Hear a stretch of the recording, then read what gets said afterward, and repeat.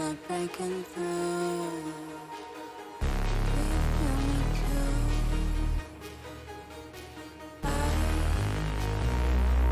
I still wanna run to you. Am I breaking through? Will you feel me too?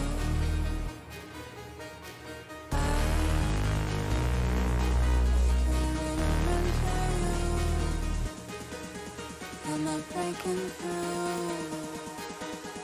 Will you feel me too?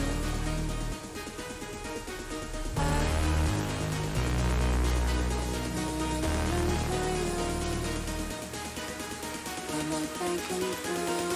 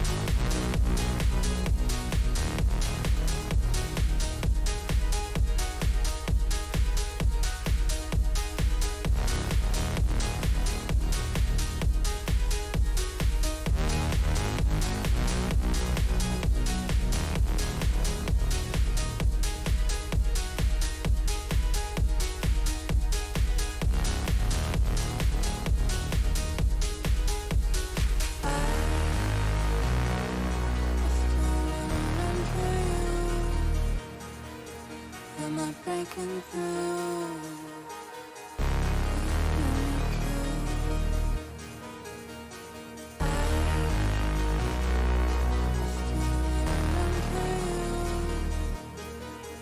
Am I breaking through?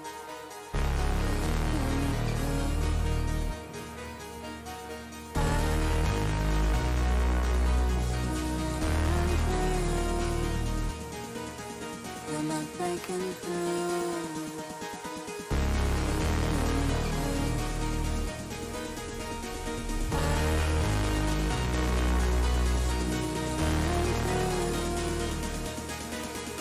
Am I breaking through?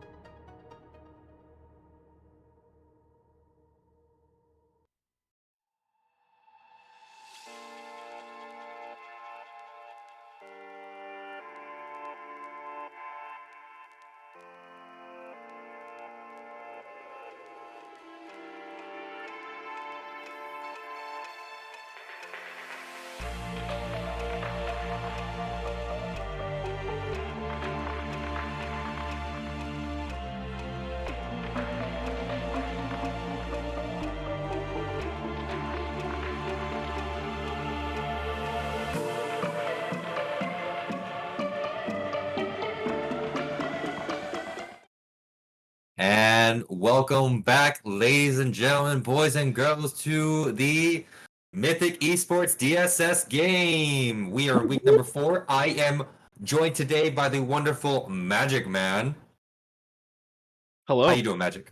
I'm doing so great, Lupul. How about yourself? I'm doing wonderful today. We have a game, Embry-Riddle Eagles versus Knights of Ishtar, or ERE versus Koi, you know? It's going to be It's a banger. Knights of Ishtar, I believe, is number 1 on their side of the bracket. So we've got the top dogs defending their spot, and Embry-Riddle a little bit further down in 4th place on their side. But they're here to fight, and they're here to pick up those points.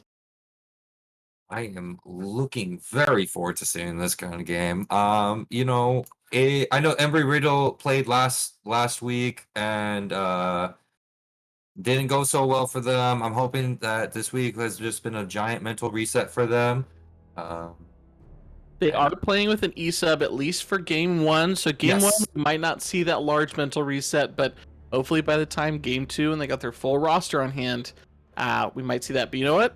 This E-sub could be their savior. Could be Lord Jesus coming in and blessing the squad. Who knows? Only time will tell. yes, time will tell. Looks like we are getting into the bans. Just really quick, I'm gonna go down the line for ERE before we get straight down. We have the Heinous Ham in the top lane, Mystic Mac Jr. in the jungle, Jin McCain, that is our E sub, in the mid lane, Impressed in the 80 carry role, and EMPX Illusions in the support. And for Knights of Koi, what do you got? Ishtar. Yeah, Knights of Ishtar going to be on a red side for game number 1. Tygoon in the top lane. Vopirto, I know I said it wrong. They literally just told me how to say it before the cast. In jungle, Face to the Win in the mid lane. Frostbite, 80 carry, and Death by Video Game, pulling up the support there to round out the bottom side of the map. Let's take a look at draft right now. Due to the fact that Embry-Riddle is using an E-sub, they did lose their first 2 bans, so that's why you guys are seeing empty slots there. Lupul, let's break down these bans for him. We see the last ban that ERE is able to get during that first round. We see that Fiora, and then on the Knights of Ishtar, we see a Senna, Twitch, and a Gwen. Looks like they are trying to target Impressed or EMP a bit more. Also trying to take out that Gwen for Heinous Ham. It could be a Gwen jungle though. So let's make that very clear. Gwen jungle could be a thing again. I thought Gwen is very strong in the top lane, so that is my guess, but maybe you know that secret meta that I'm not super aware of. First pick up here is a blind pick Zeri. Kind of spicy. I like that. I mean, that is one of. I did a bit of research on Impress. That seems to be a very big comfort pick that they actually want. Or they might be playing that in, the mid lane has been an AP Zeri has been played a lot, and also in the top lane. So those are different roles. And then we see the Kate Morgana response. And in response to that, we see a Yumi Rengar, the double kitty picks. I am a big fan of Caitlyn Morgana. We saw it played very well last night. Super oppressive lane. If a snare lands, you're getting trapped. If a trap lands, you're getting snared. It's a super strong kill lane. Zeri Yumi, I think, is really going to struggle with that. That being said, I literally haven't seen a Rengar in years, and I am excited. Rengar's been a lot. I mean, the durability changes has been very kind to Rengar lately.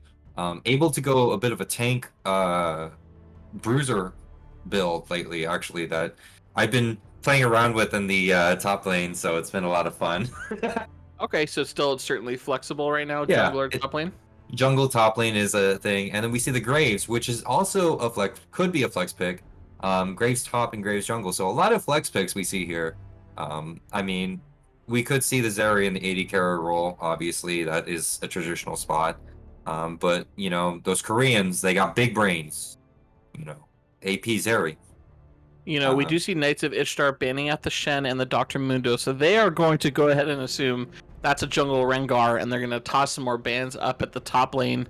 Shen, a good general ban, global pressure, global shields, free teleport. He's a pretty strong champion all around. Dr. Mundo, though, that's pretty crazy. He's a big boy, big, strong, tanky boy. He goes where he pleases. That he does. And from the side of ERE, we've got two last bands, Vladimir and Victor. ERE now targeting the mid lane for Knights of Ishtar. I do remember, I don't remember if I've actually been casting on the side of Koi, but last time I remember, if I remember correctly, seeing it or casting it, Face of the Wind is very strong with specific champions. Control Mages is one of them. Just like how we saw yesterday, and we see a Vygar pick for the mid lane. That's got to be for the mid lane.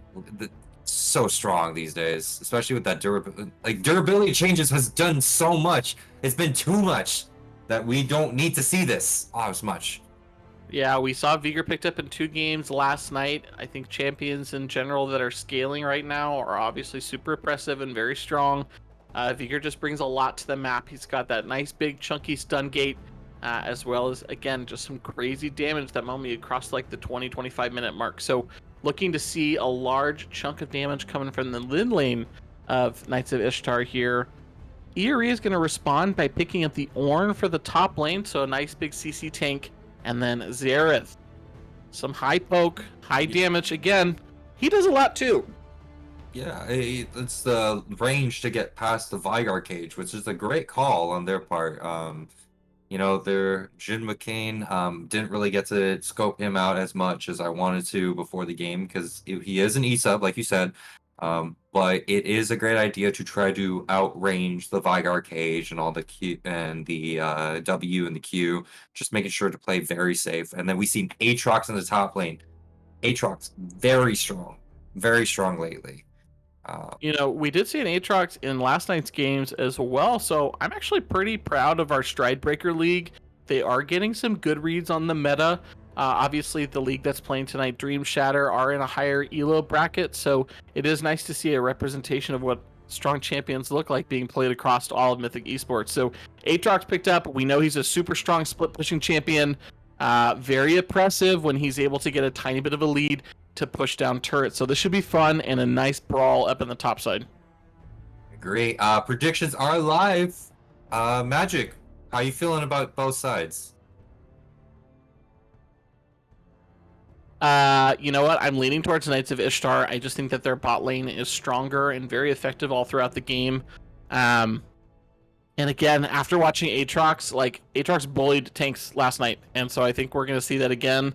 If he can get going on this Ornn, he's just going to be a split push threat. So my vote, Knights of Ishtar.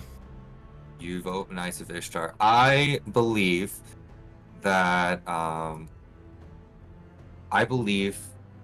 want to believe in ERE.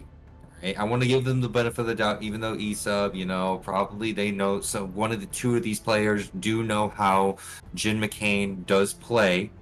So I want to give them the benefit of the doubt. Unfortunately, I don't think that the Zeri Yuumi lane, like you said, is going to be a giant impact. But later on in the game, Zeri and Yuumi will have that mobility to dance around the rest of the team.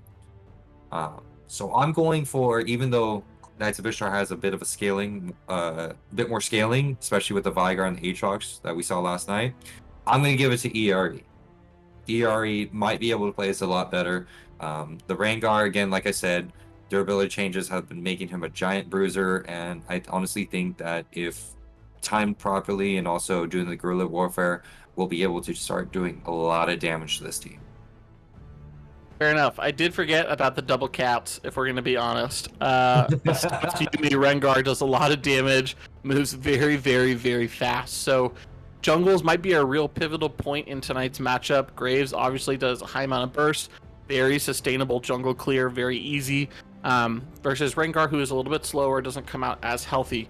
So I think you're right. I think we're going to see some pivotal jungle plays, and they'll probably swing the lanes in favor early for one of these teams. And my guess is the game will snowball from there. So good luck to both junglers for sure.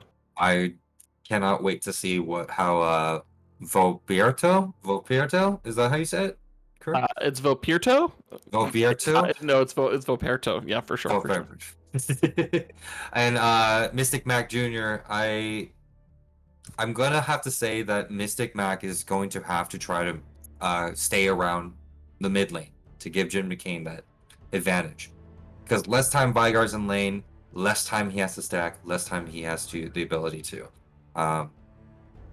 Hypothetically thinking here, they do have both teams do have a mixed round of damage, but I am honestly greatly concerned about how much CC that Knights of Ishtar will have. So probably building around that tenacity will help so much. Taking that tenacity rune will probably be a giant swing for both Impressed and Mystic Mac. Not so much about the other 3 lanes. Now, you play top lane, is that correct? I play top lane in jungle, yes. Okay, so tell me a little bit about this Ornn and Aatrox matchup. Who's supposed to win this? What are you expecting to see from the lane up there? I believe Tygoon is going to bully the Ham a bit until about the 15-20 minute mark. If Fopierto does not come top lane as often as I think he will, because Tygoon will have Hina's Ham pushed in a lot more, then we will see some. Then we'll be able to see Hina's Ham just get those levels, start building more tanky, start dealing the damage back to Tygoon, because Bramble is going to be most likely not a key point, because Bramble can only affects auto attacks, and Aatrox is like a Riven. So let's make sure we remember that. That being said, probably gonna have to just start building more tanky, trying to do the heal cut damage himself, maybe, or get Mystic Mac to do the damage for him. Interesting. But I know that you have a little message for our viewers today. Yeah, let's go ahead and say a quick thank you and a quick readout to our sponsors, ProComps. ProComps is a tool for League of Legends teams, coaches, and individual players that want to take their game to the next level. They offer live insights and suggestions, such as power spikes, champion suggestions, and useful warnings that will help you make the best possible selection and outcome. Not only that, but they have counters and synergies, tier list and patch updates, comp builders, and so much more. Click the link down below in our About section to see for yourself. Thank you, ProComps. As you guys can see on our Twitch stream, we do have a little layout that ProComps does give as soon as the draft is done. They tell you exactly what the pros and cons of what both teams will have. So as we can see, the side of ERE has the protect route, while the side of Koi has the siege route, which seems about right. Yeah, Xerath does have a good amount of wave clear, so I think a 5v5 siege might be a little bit difficult for them, but I mean, when you have a strong split push like an Aatrox, paired up with a strong 4v4 team and the rest of them, I totally agree with it. I like the concept of protect here. Yuumi able to dash around the map, keep her champions alive, and Ornn providing large chunks of CC, whether it be knockups from his ultimate or his little knockback that he does himself. Very accurate. Very, very accurate. Very. And I cannot wait to see that. We're going to run a quick little ad from ProComps. RIP headphone users, really quick. Just want to give a warning. Everybody panic! Hold on! I'm about to say something really cool. 3, 41, 9, and lift off! No one dies screaming without me. I feel like I forgot to shoot something. You're starting to bore me. She's such a loser, always ready to cry. Da-da-da-da. Ah, come on. What's the worst that could happen?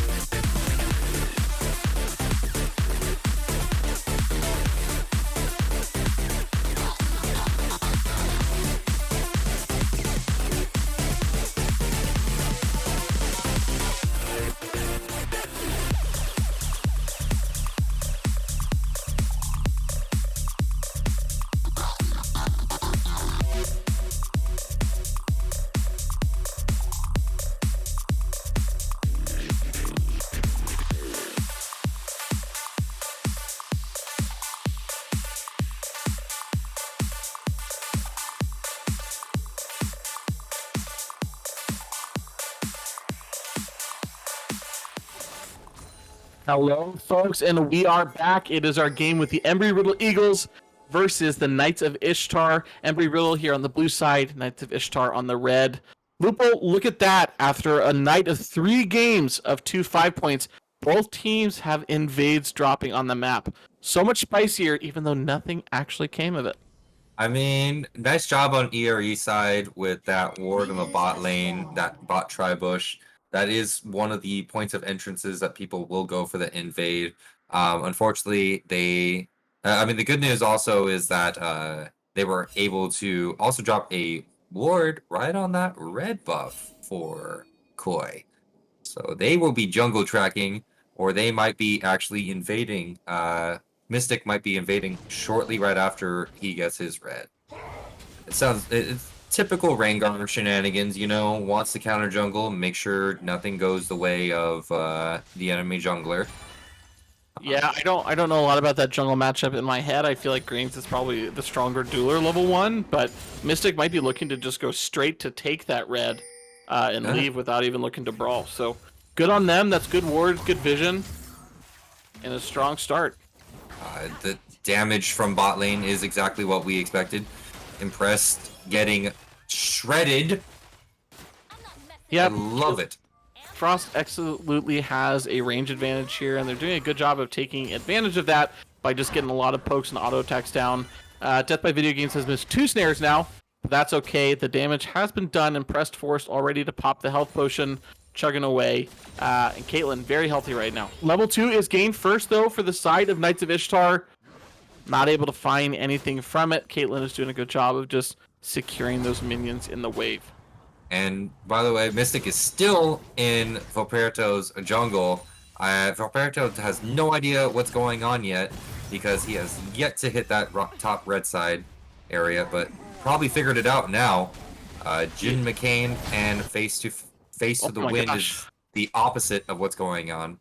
Yeah, just a quick glimpse down into the bot lane. Health bars are low and a quick duel in the middle. But up top, we see Tygoon there doing a 2v1, a little bit of a duel with Mystic Mac who came through. And we do see Voperto now invading into the jungle of Mystic Mac here. Is he going to see the cat taking his Gromp? I think so, but we're not watching it. We're watching this beautiful duel between Typhoon. But here it is. Voperto now doing damage against the Rengar. Rengar stuck in the blind. Quick burst, good smite, able to get a little bit of health back. Flashing and jumping out of bushes. Bush. Mystic Mac are both low. The red buff is Yes, there you go. First blood over to Mystic Mac. Wow, wow, wow. That red buff did him wonders in that duel. That was very nicely done. Rengar able to get the cycling on all his abilities and utilizing the flash to get inside that last bush.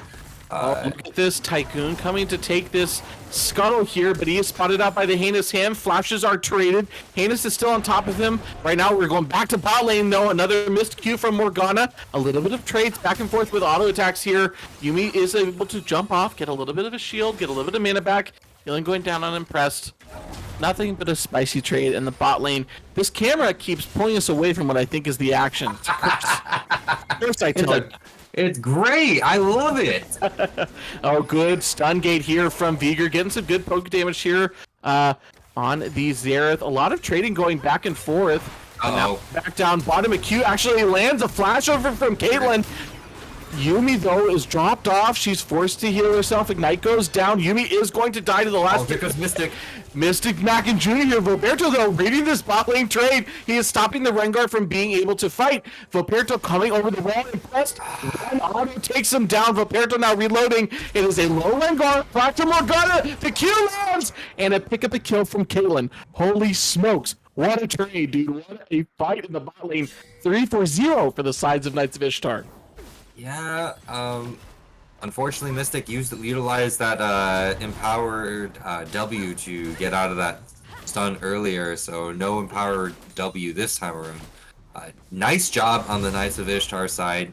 Roberto wants to do a bit of counter jungling himself due to the fact, Mystic Mac got him earlier. And they are trying their best to get it back in. The gap is just 2 kills, but it's a 2k gold lead already in the favor of Koi, so this is not looking good. And stack check really quick, we're looking at 39 stacks of phenomenal evil power on Face of the Wind. So I don't know what you're averaging for as Vigor, but that feels like a lot for 5 minutes in. We do see a trade happening up top. Hannah's Ham dashes in, knocks up Tygoon. But right now, a little bit of a wet noodle fight as both champions deal a decent amount of damage, but have a good amount of sustain as well. You were wondering the reason, what I'm basing it off of. Think about it this way. You can get 2 minions per stack, and every single stack that you get on the minion is 2. So you can hit 2 minions, kill 2 minions, and wave is basically it's 6 minions per wave. But if you hit an enemy champion with an ability, you get, I believe it's additional stack. Right. So anytime you land a spell. Anytime you land a spell. So in other words, he's been able to land a lot of spells on Jin McCain, and they've been trading a lot from whatever time that we jump into the the mid lane. So it seems like that Face of the Wind is going to start widening that damage gap very, very soon. Yeah, he is also doing a good job. We see almost a 20 CS, now a little bit closer to 15. Good snare lands there from the Morgana, just to do a lot of poke damage to impress here. But right now, I think the biggest gap that we're seeing is this Caitlyn Morgana. Caitlyn feeling super confident to deal a lot of damage with that quiver and with that anti-heal sword already picked up. they're pretty much negating a lot of what Yumi can do here to keep Impress alive, and they know it. So they're pushing this, they're pushing waves, crashing into the turret, and picking up these tower platings to get some extra gold. Pings are going down. Dragon is being started for the side of Knights of Ishtar here. Voperto working on Dragon numero uno. What do we have for Dragon number 1? Dragon number 1, we have a Cloud Soul, sir. And I'm really hoping for a spicy Infernal Soul. So What is number 2? Can you see? Number 2 is going to be a Mountain Soul. Excellent. Okay, so we've got the spicy dragons left over for Soul. I'm a big fan of that. Let's take a look. Mystic Mac here knows when that red buff is coming up for Voperto. So again, we're seeing lots of people trying to take each other's jungles from both team sides here. Mystic Mac will need to go ahead and clear this red buff quickly, as now Voperto making his way up to the jungle. He's going to see that red buff is missing. Mystic Mac just picks it up in time, but here comes the duel. Voperto misses the Q on the wall, forced to dash over. Jump over. A beautiful jump, picks up the kill. This jungle dueling is insane. I'm enjoying this. Like, I'd expected Look this. up top, Tycoon now trying to come in and back up his jungler. Hannah's Ham with a great knockout from the other side. And up comes the ultimate there from Jin. He doesn't actually deal any damage. Vigor picks up the kill. Face to the wind roams up as well. No mana. He is in a bad spot. Does a good job taking the cone, but here comes Rengar. He is ulted. He is invisible. Flashes all over the place. Voperto tries to save his mother. He cannot, but the kill is traded over. Buff transfer complete. Voperto now still only level 5. Look at this bot lane. They're just chipping away, just doing what they want to do. This has been a pretty crazy match so far. It's in this bot lane is exactly how you said was going to happen. This Frostbite and Death by Video is going to do a lot of damage and bully, Impress and EMP. As for this jungle, I'm quite concerned now that this is going to be Mystic going to focus bot lane, but it's going to have a large issue with the fact that, 2 CCs in the bot lane and Rengar can only W one away. Also, if we look at swap though happening, it looks like the bot lane for Knights of Ishtar is actually roaming up top. Aatrox is already down there to answer that farm, so they want to keep taking this strong pushing advantage that they have to get more turret plating. Pretty smart, and we also know that the first Rift Herald up is a well. And which Voperto is currently working on. Everybody, I think I'm speaking for everybody here, by the way. Voperto's first item component is the Iron Spike Whip. I have no idea where that can go, but other than a Gore Drinker or a what is it? Which one? Divine Sunder, maybe? Oh, Divine Sunder? No, that doesn't build into Divine Sunder. I think it's also Stride. I think it's Stridebreaker also. Stridebreaker. That would make more sense.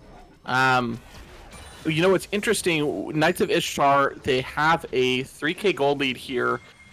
2 more kills going down. All of the kills right now for Embry-Riddle on this Rengar. But if we take a look at the gold split between the 2 junglers, he's only about 400 gold over Voperto here. So Voperto doing a good job of being there to pick up some of these shutdown kills across the map. Stuns, though, being traded in the mid lane. Baby cages into orbs here. Damage being traded across the board. Jin doing a great job of holding his own in the mid lane. Rift there goes that. It's dropped. Yep, another turret picked up. Lots of plating now going over to the sides of Knights of Ishtar. Embry-Riddle's going to need to kind of slow down this tempo, and if not, Knights of Ishtar are going to run away with this. Here comes another turret. This turret's going to drop, especially with Frostbite and everybody in that top lane area. Yeah, beautiful timing of dropping that Rift Herald there. Able to get damage on both turrets, and they pick up that second one for free. 3 turrets to 0 in favor of Knights of Ishtar, and they just escalated that gold lead now to 5k from the 3k it was a minute ago. Here comes Mystic. Stealth in. He's got the help of a Yumi to keep him fast. That face to the wind, Vigor absolutely imploded. So again, all the gold being centered on Mystic Mac here. Is it going to be enough? Rengar's very good at bursting 1, possibly 2 champions if he has a favorable gank. But outside of that, not necessarily the best team fighting champion. So I'm going to look to see Embry-Riddle really try to get some vision. outside of the map so that Mystic Mac can try to get some good shutdowns here across the board. Well, Mystic Mac did pick up that Divine Sunder, so probably going for that armor pen and the magic penetration. But that's gonna help out a lot, especially when Foperto and Tygoon just start getting bigger, stronger and stronger. Because Graves apparently can just out tank anything in the world, and it's annoying. But especially since Foperto picked up that Gore Drinker, it's just gonna start doing a lot more. That Divine Sunder is gonna help with the cooldowns to be able to cycle through the abilities. And Rengar wants those 5 stacks. Keep going, consistently. For sure. I love this. Knights of Ishtar, they have Dragon right off of spawn. A good blind snare here from Death by Video Game. I say blind, there's a word right there. Ghost coming in from Graves. He is trying to deal some damage. Jin is able to get out with the help of Yuumi on his back here. But Knights of Ishtar pushed out all the lanes to get a free Dragon secure. Doing a great job in the macro. Wow, what an aggressive gale force forward to dodge the knockup from Heinous Ham here. Good Q lands onto the orange. It's stuck. Perma-stunned between the snare and the traps. He goes down. Another kill picked up for the sides of Knights of Ishtar. Graves now dashing in, doing some damage here to Impressed. Impressed still have ultimate. There it is. Impressed trying to deal the damage. Yeah, just running around in circles. Not enough damage, although I do say that. Ooh, nice job. Yuumi says not today. Hops off, protects the AD carry. What a true support champion right there. Now we're getting a little bit of time to reset, a little bit of time to breathe. Oh. Xerath ulting, possibly looking for... I don't even know. Tygoon might have been a misclick also, so... Yeah. A little bit of a fat finger there. We did see a lot of summoners traded there in that mid lane fight. Big ones to note here. It's going to be heal and exhaust from the Yuumi and cleanse from the Zeri. So right now, that bot lane duo pretty gutted to be able to have extended team fights here. Zeri still does not have a Mythic compared to Caitlyn with Gale Force completed boots and already starting on her second item. Also to mention, EMP didn't have his ultimate during that time. So it might have been a big help, especially during that little team fight. Heinous Ham trying to go against FaZe to win. Mystic needs more vision in the jungle to make sure that they can start doing a lot more damage. Mystic here hiding in the bush. Death by Video Games caught out alone. Dropping the Q and ultimate almost right away. Rengar is going to get snared out here. Does jump back while ulting. We've got a lot of ults being traded across. Here comes Ornal. Impressed dealing the extra back inside. Roberto does pick up the first kill on the Rengar. But Embry-Riddle trading back kills here now. Ornn picking up 2 kills. Frostbite low, but is able to get away.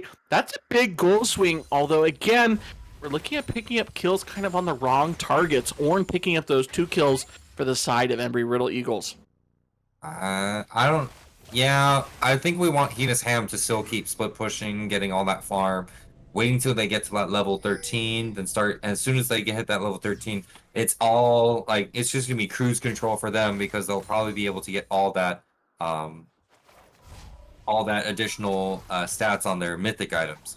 I know they have to get their mythic items first, but Ornn gives all those additional 1,000 gold's worth of stats right then and there, right when they upgrade them. Now, the way that I think that they have to really play it is now Zeri has to stay, Impress has to stay around, Mystic, and so does EMP. So EMP, Mystic, and EMP, Impressed, EMP, and Mystic have to stay together. That way EMP can cycle from between Impressed to Mystic and back and forth. The giant gold swing is going to any gold should go to Mystic, but to be able to help out the team, they Impressed and EMP should be getting some assists, and EMP is alone. Here comes Tygoon catching out EMP off of his AD carry here. EMP trying to walk back. Caitlyn ultimate is dropped, but Zeri is able to eat it, and the cat is now safe on top of Zeri, but Zeri might not be safe anymore, getting a whole bunch of damage dealt to her. Caitlyn is able to pick up that kill on Zeri. Morgana is low, but she is in the backside of the fight here. Xerath now trying to come from the flanks, but Roberto is on top of him. Morgana tosses the Q, isn't able to land on anybody. Right now, a lot of low health bars across each team. Roberto trying to duel the Heinous Ham off in the side of the jungle. but Caitlyn is still focused on the turret. A nice root lands on Rengar to shut him down from being able to save the turret. Knights of Ishtar pick up turret number 4 and extend that gold lead to over 6k now. But Tygoon trying to recall in the bush that does have a ward. He is caught out with a stun. A beautiful Morgana binding stops the Rengar advance. And Jin McCain gets absolutely exploded, but Heinous Hand saving his ult for them beautiful snipe kills. He is rooted down in the back. Coming in aggressively. Doesn't matter. Caitlyn absolutely implodes the goat.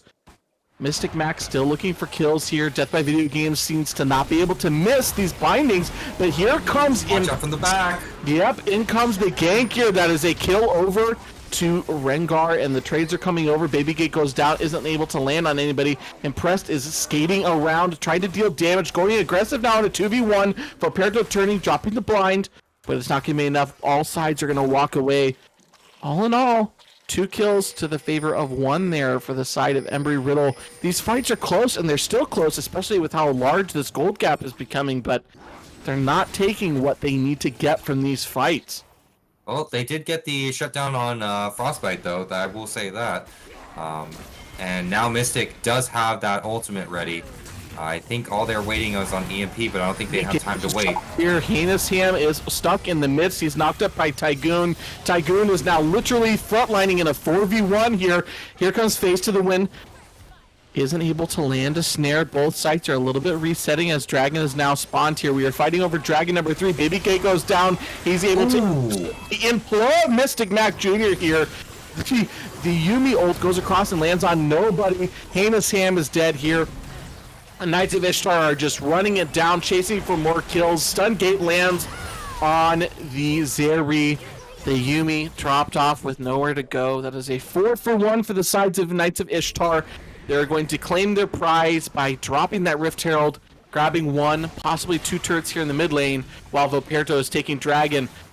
Jin McCain doing his best to drop a little bit of damage, but he's working through vision and gets a little bit exploded there on the back end side. That is a delayed Mythic Ace there as Jin McCain dies right as Mystic Mac respawns. Tygoon, though, takes the last turret in the mid lane and picks up Mystic Mac for another kill. Lupul, I think we're at that point where the gold lead is really starting to show. Knights of Ishtar are not letting off the gas at all. Looking a little bit doomed here for Embry-Riddle. It's a 10k gold lead, and Face of the Wind is looking... Face of the Wind, Frostbite, Tygoon, even though he was 1, 2, and 4, still a healthy Aatrox, was able to 1v4 face tank all that damage. Like, I was hoping, there was hope there at the beginning, and then they just, then ERE decided to overstay a tiny bit, and that made them, overstep. That gave them too much confidence. I wish that they would just backed up. They could have just handed over the Dragon nonchalantly and not had any issues, because it wasn't Soul Point. This is Soul Point now, and Koi does have the advantage to just rush Baron. But here's the deal. I think they got a little bit baited by how close the fights were right before that Dragon fight. Maybe they didn't realize how much of a gold lead Knights of Ishtar had, but literally we saw that expressed in the items, the damage, and the tankiness of their team, and they just kind of raffle-stomped him right before that Dragon. So pings are coming across. Knights of Ishtar have established vision on Baron. A beautiful route coming out from Death by Video Game. Caitlyn picking up a free kill on the Yuumi, who is stuck with nowhere to go. Tygoon here in a little bit of a duel with Mystic Mac. He is able to get out, running away. They saw the Mystic in the bot lane. They did, so they feel comfortable to go ahead and start on this Baron. Death by Video Game is taking as Vaperto is making his way over. Mystic Mac is dropping the ult, trying to burst out Tygoon here. Tygoon, though, feeling comfortable in trading in this 1v1. Tygoon now running towards his team. Mystic Mac is trying to deal damage. Vigor literally 2 shots Jin McCain in the backside. Rengar and Impressed are still trying to fight Tygoon. The Baron has been taken. Mystic Mac dies. Impressed is doing his best to run away. Vaperto not going to let that happen. Charging his way in. Here comes the Heinous Ham, dropping his ult, but to no avail. That might be game as well. I think it is. We've got a TP coming in from Tygoon here after healing up his health bar. We've got Baron charge minions. It is a 5 versus 1 currently as they're charging towards this inhibitor. I mean, the Yuumi. Come on, Yuumi. You got this. Come on. Oh, but now it's Yumi Xerath. So she there has you to ride into battle. Jin McCain is caught out by the stun gate. The cleanse does come out. Xerath is absolutely two-shot. Here comes Tygoon now trying to duel this. Yumi pulls her out of the safety of her fountain. Viger picking up yet another kill. They're now working on the Nexus. And that is the end of game number 1. Knights of Ishtar take an early lead through great macro play. And then literally do not stop as they shove it down the throats of Embry-Riddle. That is the end of game number 1, folks. We are going to take a quick break as we head into draft or game number 2. So do not change that browser. We'll be right back.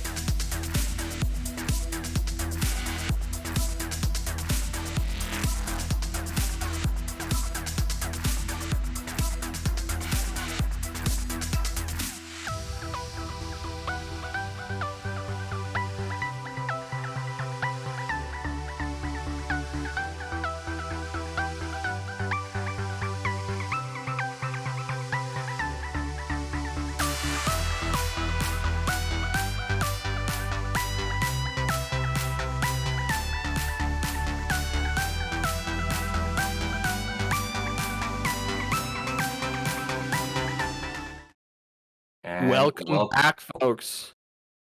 What? No, no, What? no. Two welcomes. What? Two welcomes. Hello, Lupul. Yeah, no, they deserve it. It's time for game number 2. We're going to be getting ready to start draft here any moment. It is Embry-Riddle versus Knights of Ishtar. Game number 1, pretty decisive win for Knights of Ishtar. Let's talk about that as draft is loading up. If you're Embry-Riddle Eagles, what do you want to do differently? Maybe even just starting in the draft phase to secure yourself, hopefully, a win here in game number 2. Get rid of that Caitlyn Morgana. I'm just gonna be completely honest here. No, I think that's fair. Caitlyn Morgana is such an impressive lane. It's like Kog'Maw Lulu or Lucian Nami. It's one of those combos that if you see them grab one, you have to find a way how to make sure you are mentally prepared and actually in-game prepared to help either another lane or the lane itself has to be ready. So it looks like we might need to update the draft because we aren't seeing that third ban available for ERE here. Yes.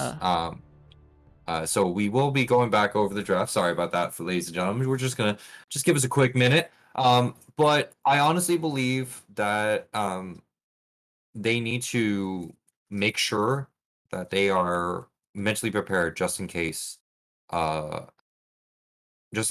like that happens again to them, because they don't want they don't want to have that incident run down again. Well, let's be honest. I think that a lot of those fights in the early game were close. Mystic was doing a really good job of invading the side of Knights of Ishtar and was getting a lot of advantages for himself.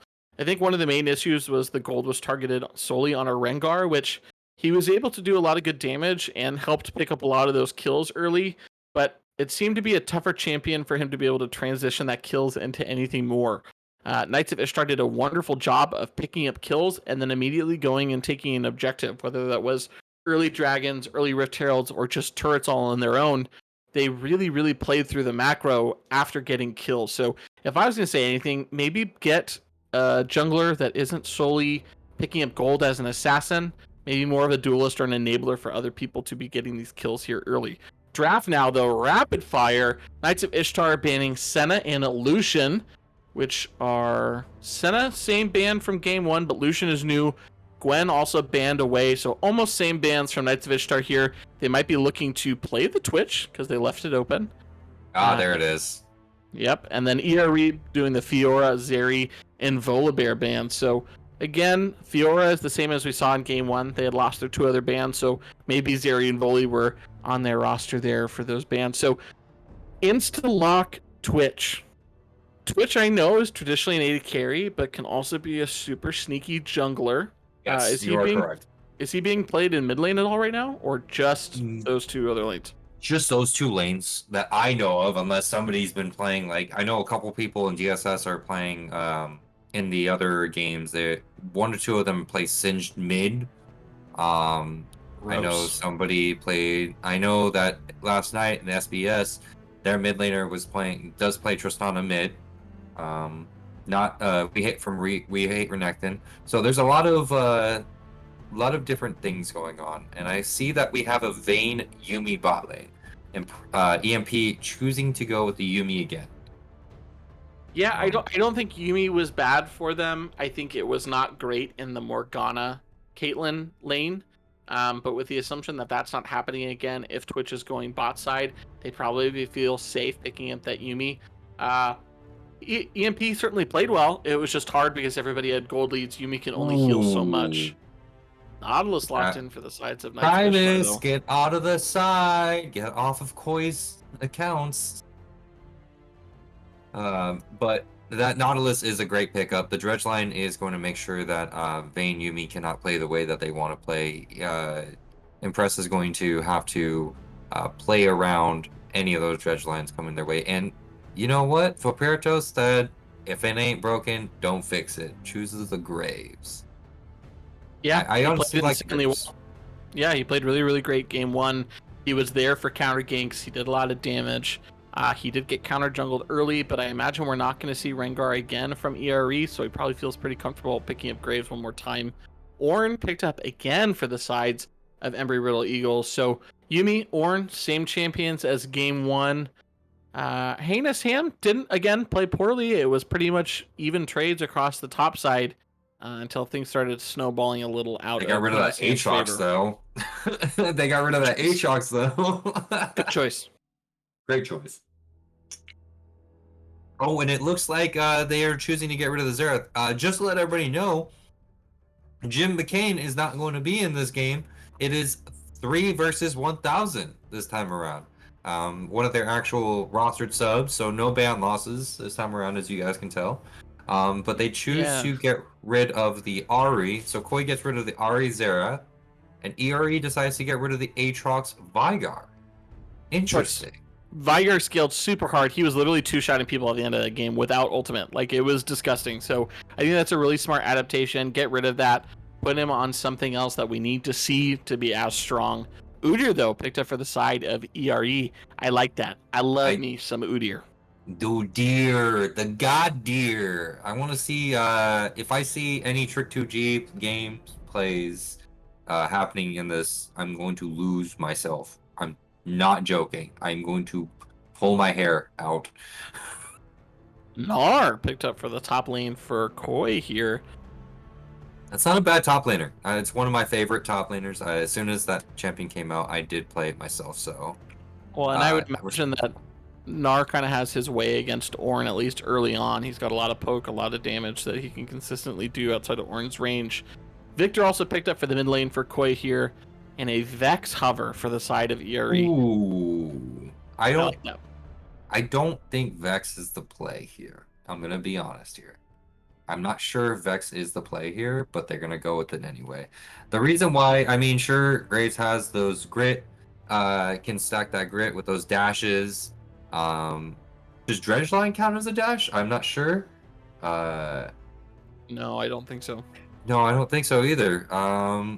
But there's only, I mean, sure, some people really want to get those, use the Vex for the stacks. I mean, sure, 3 versus 1,000 probably might try to go for that backline play, so it might be going for the Victor Twitch during the team fights. But I do like the front line a bit more on the side of ERE. Udyr can, you know, tank almost everything as soon as you get the right items on him and still do massive amounts of damage and live forever. So that is something that I think ERE is looking forward to this time. So, Lupul, predictions Yes. are live for who is going to win game number 2. If you're dropping your points, who are you putting it on? ERE for game number 2 or Koi to close out the series after this match? I think we all know that I love an underdog story. So I am going to go with ERE. Not just because I do love an underdog story, I do like how they drafted. You know, the Graves, Nautilus, and Gnar are great. Vayne is great against those three. Especially when Gnar hits Mega, the damage will start coming out. And also the Yuumi keeping Impressed alive, as well as the Vex deals a lot of damage and has that fear. So everything probably might go, like, I'm hoping everything goes in the way of ERE, just like how I said. But I want to believe in them. I really do. What about you, sir? I'm going to be the dream killer and the hope killer. I think that Koi has such a strong momentum after that first game. Like, literally, they went from 0 to 100 in the last few minutes of the match. That I feel like that's pretty hard to shake. They do have their different sub in the mid lane, maybe a little bit more comfortable for the side of ERE. So maybe we'll see a little bit different outcome from that middle lane here. I think a lot is hinging on the back of Mystic again to really try to gain some presence from their jungle, as well as impressed, hopefully, on a little bit more of an aggressive early champion compared at least to the Zeri. Hopefully we can see some kills from the bot lane from the Vayne. If so, ERE stands a chance. But if Koi plays like they did last game, I think they've got this one in the bag. I mean, they do have an aggressive bot lane again, so Death by Video Game is going to be looking for those dredge lines. But if he overshoots and EMP and Impress are able to drop that damage on him, then it will be not as easy as last game for them. but we'll just have to wait and see. It all depends on how the player's mental reset. We keep saying this here, mental reset is very strong. It will make or break you. I mean, we went to game 3 last night. Let's see if we can go to game 3 again tonight. And also, thank you, ProComps, yet again. Wookie, our wonderful production host, is showing you guys exactly what ProComps will show you. We're going to see another Protect comp from the side of ERE, but an Engage comp come from the side of Koi this time, not a Siege comp. And honestly, I think it is all about protecting Impressed on the side of ERE. ERE's ace in the hole is most likely going to be that Vayne. Yeah, I agree with you. I think I've got enough faith in the AD carry for Koi to play Twitch to that level where he's going to be roaming a lot and early. So probably looking to make some impact plays just outside of their lane alone. Nautilus does such a wonderful job of roaming himself, so combine that with the invisible Twitch, you've got some trouble. But yeah, I hope to see a turnaround. We always love to see game 3s here on Mythic, so my hope is that ERE can clinch game number 2, but again, my vote is for Koi. I know, you're a dream killer. I am a dream killer indeed. But that makes us such a perfect pair. I love an underdog story where you just want to crush their dreams. Absolutely ruthless, they call me. So folks, we're going to go ahead and take it to a quick break here as we are waiting for our spectator delay to tick down and get us onto the Rift. So please do not touch your browsers. We'll be right back as we go into game number 2 of Embry-Riddle Eagles versus Knights of Ishtar.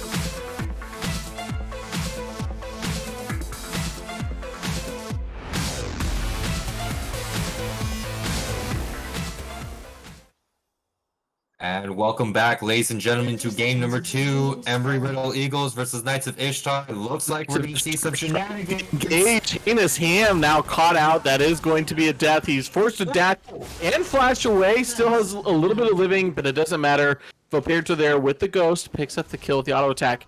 Knights of Ishtar did the exact same gank into the try on the bottom side last game. I'm surprised they weren't prepared for it this time around, but good first blood pickup there for Knights of Ishtar. Gold goes over again to Vampirto. Looking to establish that early tasty lead. Asserting dominance, you know. Gotta, throw down the flash, gotta throw down that ghost, put a little salt on that. Especially the pepper shot. He picks up a longsword, dude. Like, literally, that's rough. His easy jungle clear has just gotten that much easier with that free longsword. So, good kill pickup there. Just default starts here. Udyr solo taking his red buff. Impressed an EMP illusion down on the bot side. Pretending like maybe they leached a little bit. But are here to meet the wave with Frostbite and Death by Video Game. I am very greatly concerned for this mid lane from Face to the Wind. Victor's one of those control mages, but also scales very well if they can get the kills very early. But 3 versus 1,000 is starting to lay down all that damage. I love it. He already knows that if things are going to go south later on in the game, might as well try to get a lead now. Oh. Walking up forward, Impress is able to walk out without getting hooked there. Pretty low health bar on the side of Vayne early, though. She's forced to kind of walk back away from the lane as Knights of Ishtar don't get level 2 first. Vayne is having level 2. Comfortable to farm here. Some poke coming down from Victor across the map. Pretty standard trades. Back and forth. Death by Video Game, though, hits level 2. Looking for a hook angle. Can't find it just yet. Looks like they're also trying to make sure that, Impress wants to make sure that he has at least some sort of lead on Frostbite. The more damage that Impress can drop down on Frostbite, better. It'll stop a lot. Heinous Ham and Tygoon, though, jeez. Yep, just smacking each other with boulders and giant fists. They're both Sounds like a top lane. Sounds exactly like a top lane. Oh, Heinous Ham with a good knock-up here at level 3. Tygoon, though, has that raise advantage and is going to be trading there. Health bars pretty equal across the board. However, Heinous Ham did have that refillable pot, so he's been able to heal up, while Tygoon only had the 1 potion to start here. I'm actually quite impressed. I'm quite certain that if Tygoon went with Doran Shield, there would be a lot more trading. Doran Shield and Grasp the Undying, I think that would actually... a lot more trading would be happening on the side of Tygoon towards Heinous Ham. But that's just me. Our players are very versatile. They can play however they want to. They can play aggressively, they can play defensively, all that kind of stuff. Take a look here. Mythic Mac is walking up to the top side. He is spotted out by a good ward there from Tygoon. Tygoon able to stay safe. Heinous Ham, though, hinting that he might try to go in and fight, but he doesn't. Mystic Mac is going to go ahead and back here. Farming from both junglers, almost even here. One more jungle camp coming from Graves, which to be expected. He does pick up that whip, Iron Spike whip again early here. Ooh, Gore Drinker coming in yet again. Yep. I did like the Gore Drinker pickup last game, though. It did help with the healing, even though Vampirto was frontlining a lot with Tygoon. And I think we might see another thing. The issue is Tygoon has to make sure to time everything. Here comes Mystic Mac Jr. A good fear from the side of 3 versus 1,000. A little bit of autos going back and forth. Ignite is dropped. 3 versus 1,000 picks up first. Oh no, not first blood, but the first kill here for ERE. So good for him, establishing some damage and control early on in the lane. And Mystic was able to pick up an assist, which is solid. Good KP already, 100%. I think Mystic learned from last game that as a jungler... Death by Video Game walking up to check on that dragon. Pink ward is dropped. We've got 2 members of ERE huddling around there, and we've got 3 members. Victor now collapsing down from mid lane.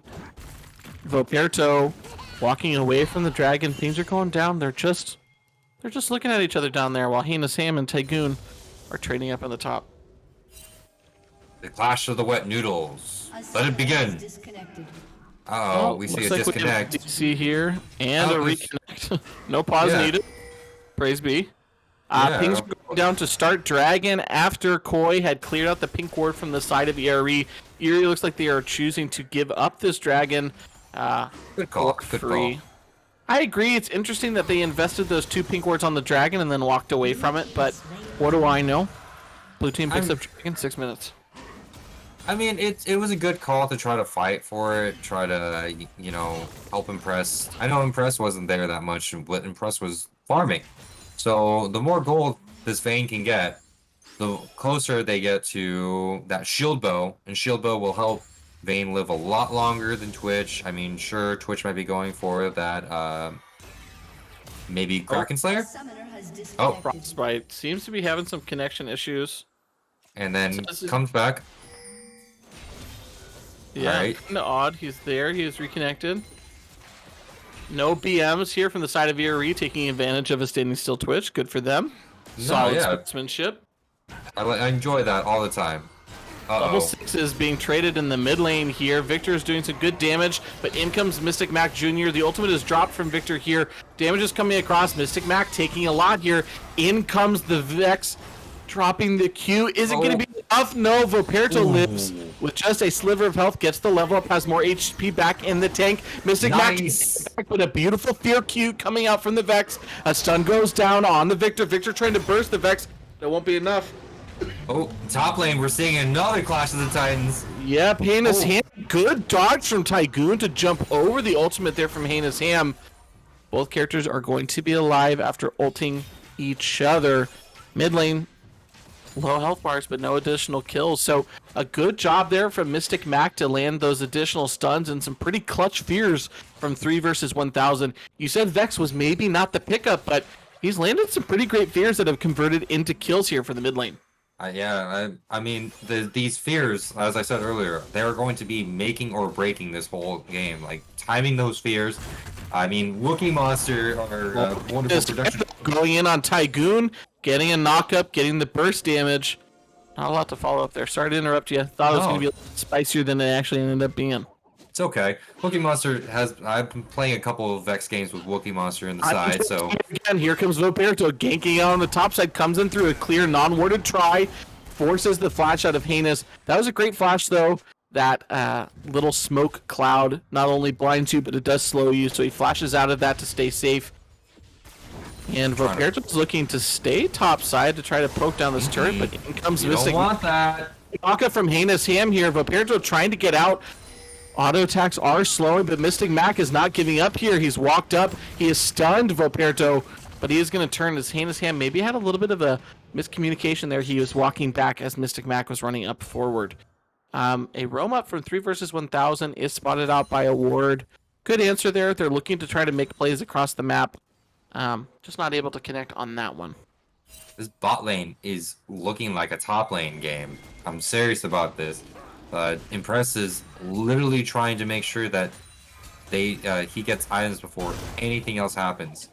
Uh-oh. Tygoon and Heinous now continuing to trade. Heinous low on HP here. Tygoon getting those 3 burst procs. Heinous Ham drops the stone, but Tygoon does not care. He picks up the kill there for free in the top side. In comes the Yuumi ult to snare the Nautilus here. Vayne going all in, ulting and tumbling forward, but Twitch with a beautiful kite, able to pick up the kill on Vayne. It's now a support battle here as Yuumi picks up the kill on Twitch. EMP versus Nautilus. Nautilus is dropping the dredge line there on the Yuumi. Gets the auto attack snare. EMP slowly trying to walk away. A clutch little heal. Holy smokes, gets her out alive.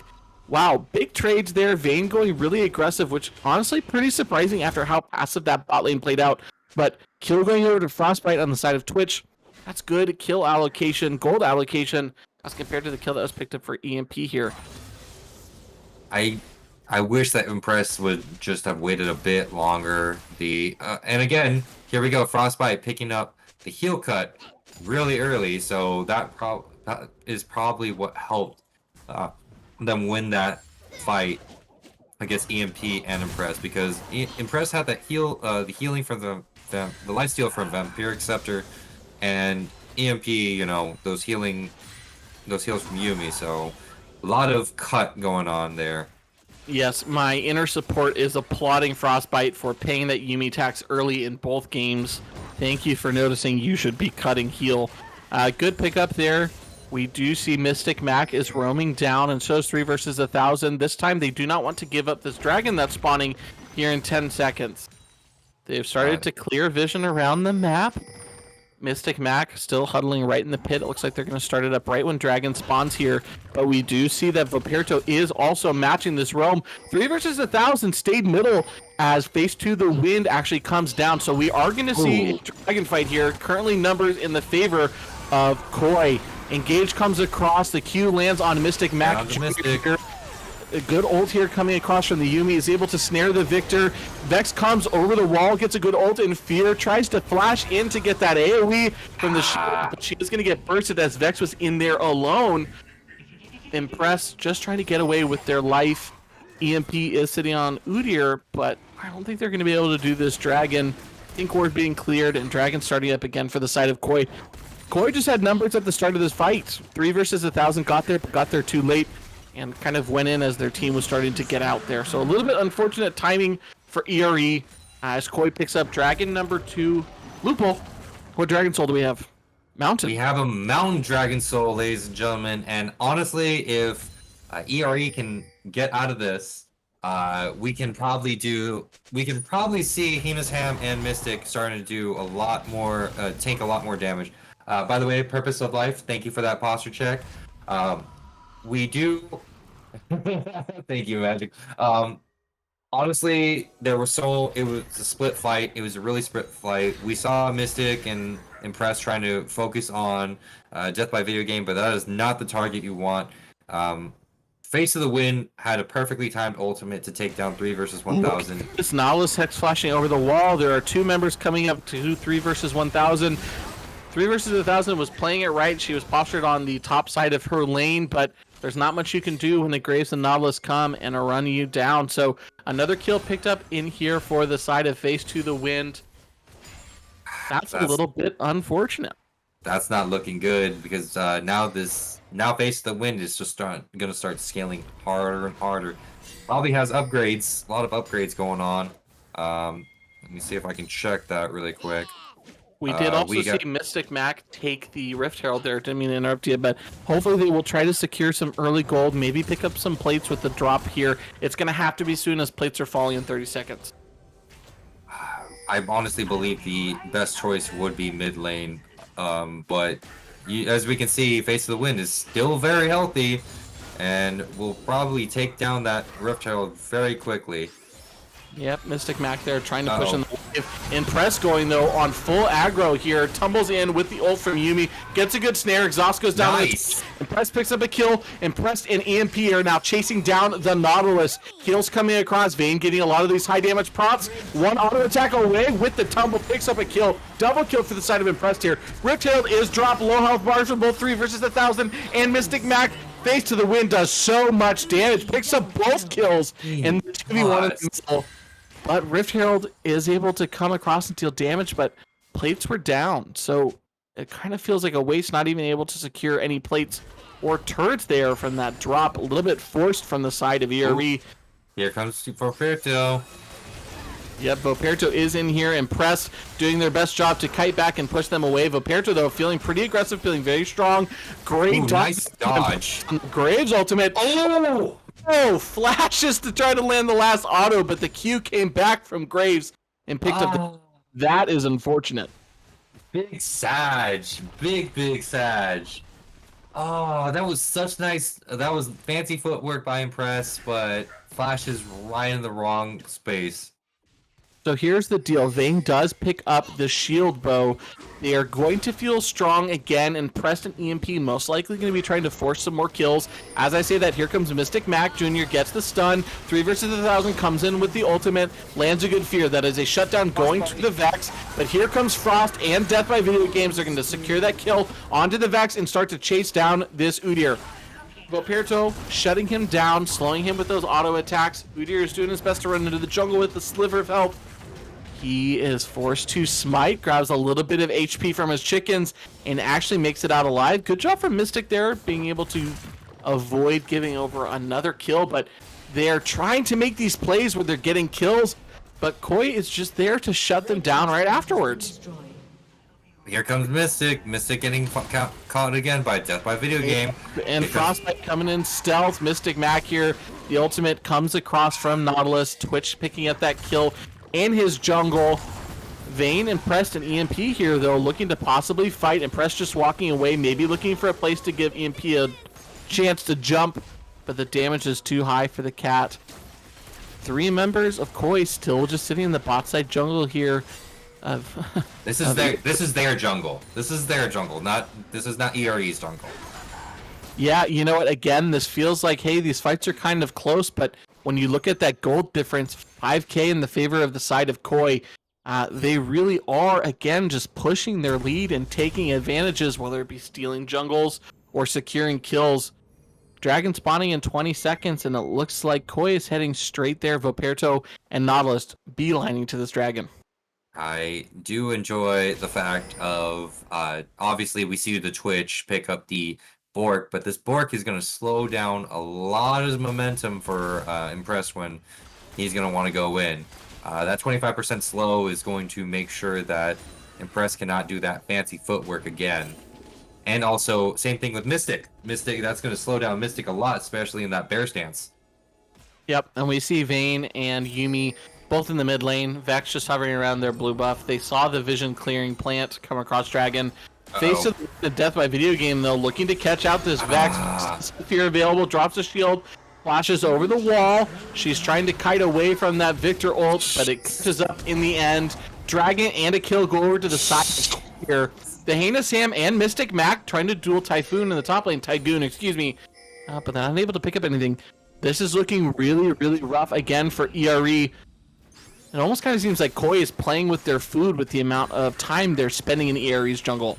Oh, they just don't want to let them have any chance of coming back. Also, Mystic doesn't even have their mythic item. Neither does everybody except Mystic has their mythic item. Heinous Ham is still level 11, while Tygoon is, level 13. We do see 3 members of ERE up top. The Yuumi ult comes across, doesn't land the snare on anybody. Heinous Ham misses. No. In comes Death by video game, landing great snares and CCs across with his ultimate. Vex coming in, though, with a group fear, only able to hit 1. Mystic Mac is trying to kite back. The Ornn ultimate is coming across, knocks up the Tygoon, but Vayne, Impressed, caught out on her own on the backside. Graves here doing some damage. 1 kill, 2 kill picked up for the side of Koi. Graves is not giving up. Another kill picked up here. It's going to be our first Mythic Ace in game number 2 here. Koi, only 0 members of their team, all 5 dead for the side of ERE. This is looking very, very dire for ERE. Honestly, the bleeding is just profound right now. They are down 10k gold, almost 10k gold. They are down 12 kills. They have a... Oh, let's go see this replay really quick. Let's check out this replay. Yeah, there's a lot going on in this fight. There was fighting across all sides here. So we do see this great CC coming from Death by video game. Now across from the back here, Impress thinks that they're getting a good flank. Drops the exhaust on the Victor. Here comes 3 versus 1,000, but the whole rest of the team here was there for Koi. And there's just more damage with the Twitch and the Graves that's there. And they pick up these free kills. I like what Impressed and 3 versus 1,000 tried to do with those flanks, but they're too far behind and they don't know where that Twitch is.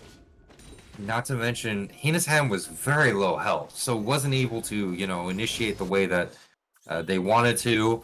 It stopped a lot of the play potential that they could have had during that team fight, and there's just a lot of damage output coming from Puerto. You remember I told you Graves is a tank, does a lot of damage, but plays like a tank. Oh, EMP illusions, almost getting jebaited by a pink ward, able to read the fact that someone from Koi was there and gets out. You're right. I think the big thing also there to note is that Heinous Ham actually shot his second proc of his ult against Tygoon, a solo target that was nowhere near death. As I say this, Face of the Wind, just poking out that poor Mystic Mac, just trying to be in his jungle. Another turret falls for the side of ERE here, as again, Koi knows they have a lead, and they are not letting up on the gas. Rift Herald will be able to get a second proc here on this turret. This turret will also fall. That is 2 turrets in the span of 10 seconds here. Koi showing no signs of stopping as they are grouped to push this 3rd turret here on the side. Smite at the Shelly, so there you go. That slows down a bit of the momentum. Tygoon trying to get that ultimate. Pretty aggressive, but he does whiff there.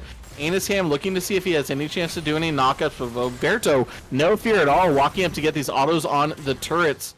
They're doing their best to clear these waves, but this is a lot of damage going down on a turret. They're able to siege this pretty much no problem. Mystic Mac does see a Victor off on his own. The Yumi ult comes across and roots both the Victor and Nautilus. Heinous Ham gets a good 2-man knockup. Good, Voperto just absolutely destroying the backside here of ERE. Voperto chasing them down, picks up the kill on Vayne, picks up the kill on Yumi, and the kill on Ornn.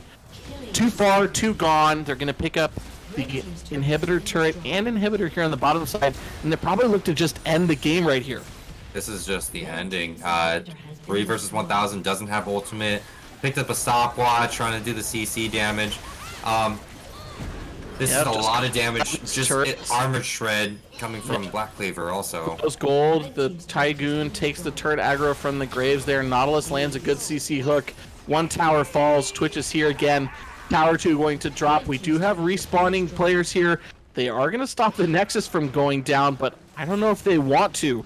Mystic Mac is chasing them down. A lot of low health bars on his screen in front of him. But they've got a lot of CC, and they know that they can turn this. Voperto looks to turn. Auto attacks going across. Good dodge there from the Q on the Nautilus, but Mystic Mac now has the Yumi with the speed boost. They are chasing down these low health targets. Death by Video Games gets the auto root. Mystic Mac now just absolutely obliterated. Excuse me. Ornn walks up into the fight. He dies as well. Impress is trying to kite back, but we all know how strong Voperto and Frostbite are. Frostbite flashes to get those kills and autos. And Yumi, the last member alive here for ERE, on the back of Vex. Victor now coming up to deal damage. 3 versus 1000, trying to do something, but again, too far, too gone. Another Mythic Ace for the side of Koi here. And that's going to be game number 2 going down. Yeah. I was hopeful. Okay. I was very hopeful. I had to be the dreamer. I had to be the dreamer. I wanted ERE to, make a comeback, have it get in 3. League of Legends strikes again, by the way, by hijacking Magic's computer. Yeah, dude, seriously, I hate this client bug.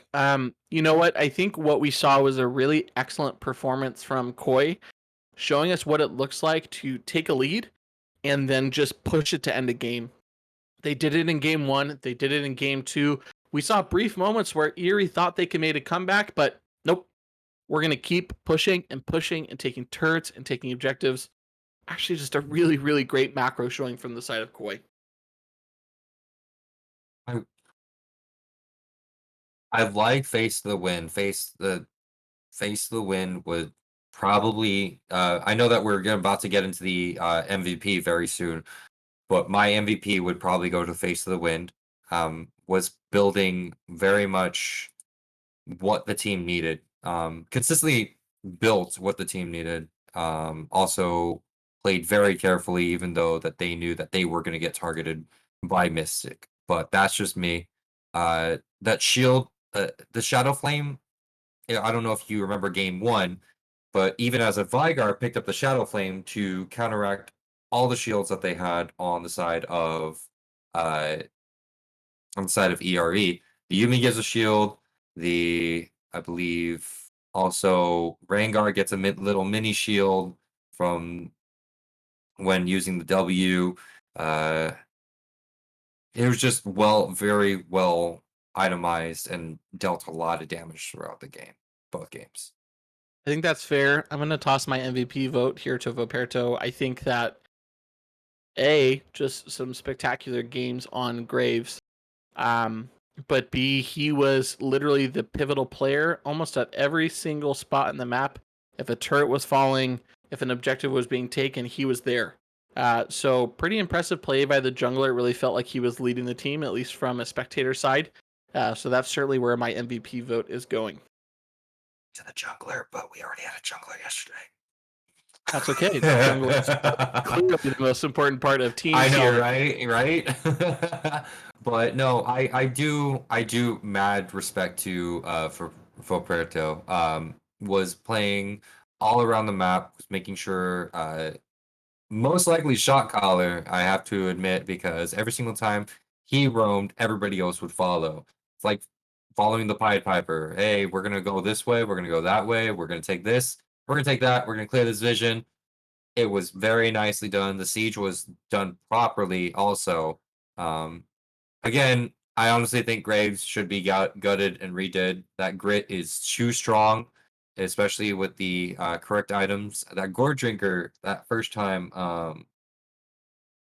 time I have realized a Graves could would want to take a Gore Drinker. Normally, I see some them want to take Divine Sunder, something like that, or even a Shield Bow. But never have I seen a Graves build a Gore Drinker. Yeah, I think maybe the idea is that he knows that the enemy jungler has to go into melee range in both games. It was an Udyr, and I forgot what the jungler was in game one. Let me go pull up my draft here. Game one was Rengar. Rengar. Sir. So he knows that if he's going to be dueling someone in the jungle, it's going to be melee range. So that's my guess for the Gourd Drinker there. But before we get into this MVP vote finishing, just want to shout out ERE. These games were close at the start of both matches. Honestly, they really did make Koi put up a fight in the early part of these games to secure them. The end of the game's a little bit different story, but props to ERE. These were wonderful 2 matches. MVP vote has ended. Voperto takes the Hey. MVP. There you go.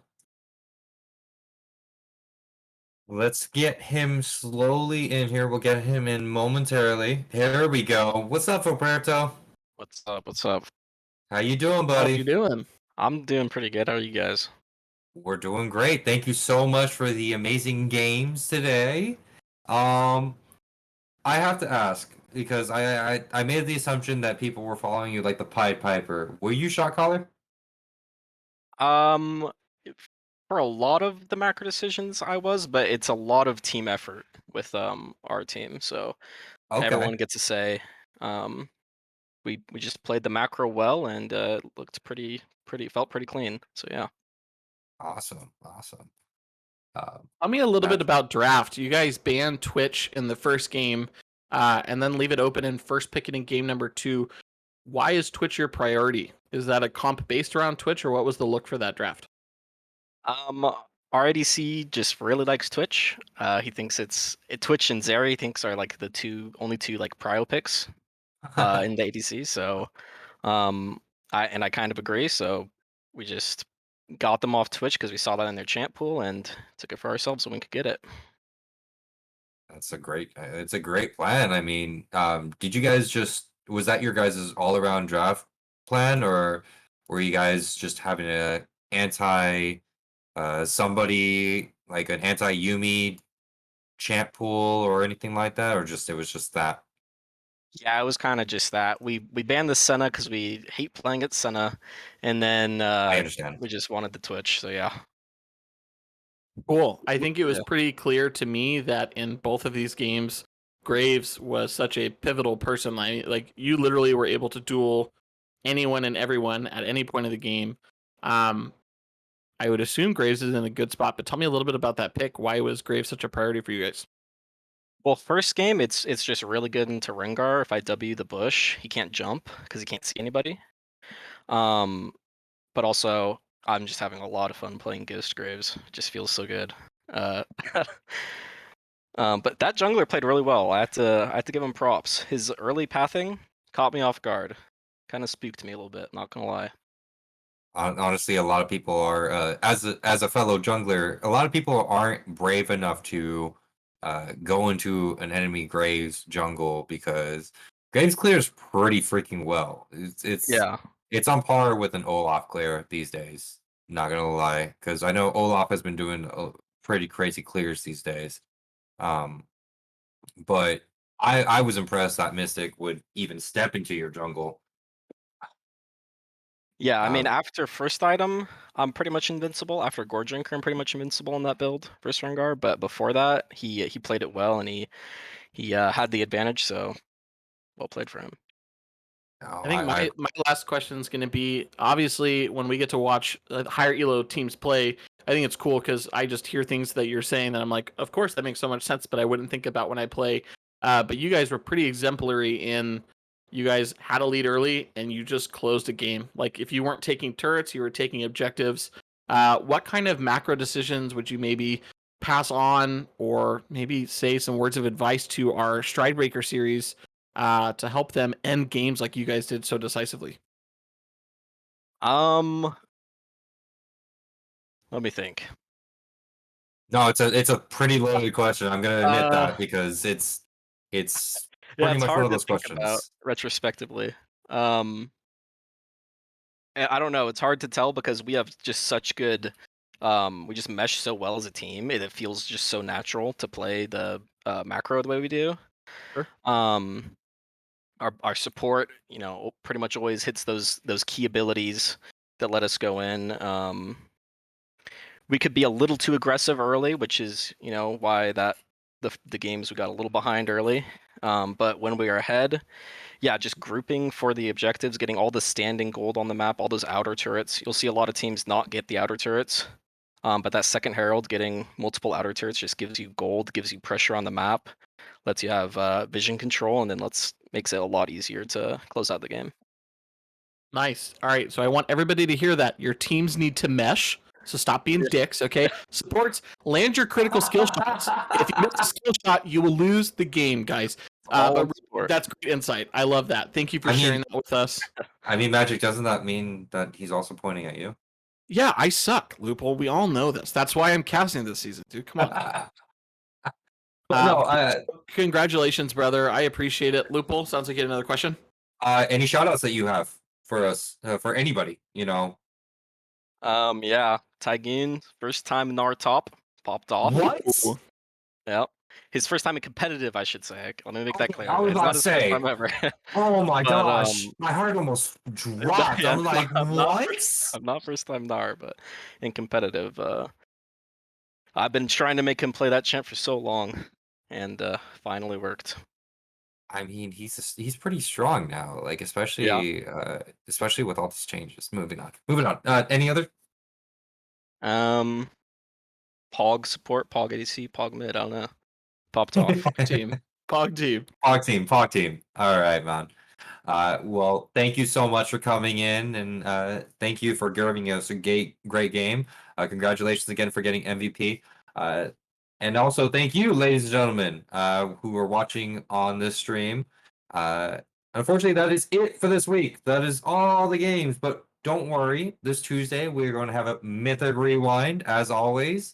And then we will be letting you folks know what week number 5 is looking like. But you folks have a wonderful evening again. Thank you and good night.